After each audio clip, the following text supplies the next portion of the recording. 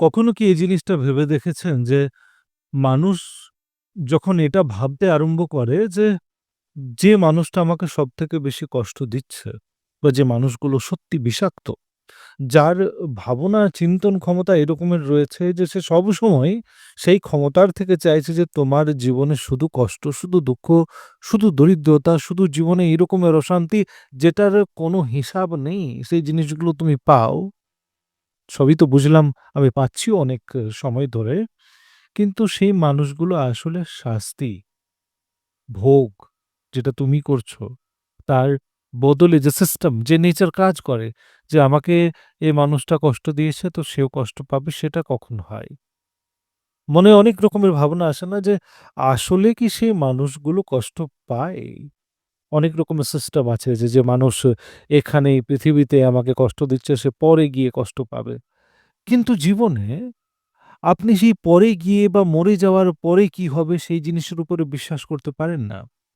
এখন ছোটখাটো যে ঘটনাগুলো শুনছেন যে এক স্ত্রী যাকে বিয়ে করলো সেই ছেলেটাকেই মেরে দিল।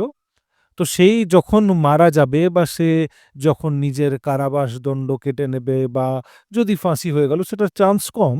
যদি এরকমের কিছু ঘটনা হয়ে গেল, তো মৃত্যুর পরে সে আবার শাস্তি পাবে? না, সেরকমের হয় না।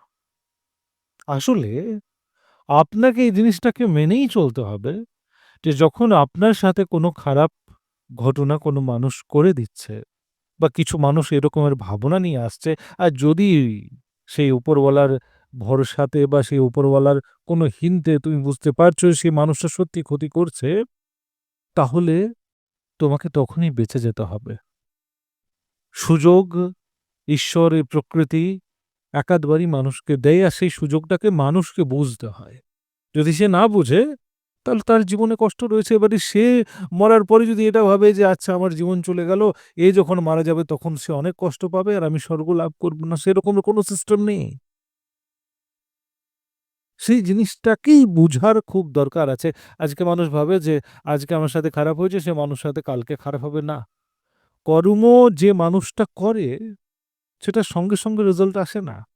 এটা ২ মিনিটে ম্যাগি বানানো নয়। যে এখনই রান্না করলাম আর এখনই তৈরি হয়ে গেল। একটা মানুষ আপনার সাথে যেমন ব্যবহার করছে সেটা ভালো হোক, খারাপ হোক, তার ফলাফলের যে ডায়েরিটা রয়েছে না?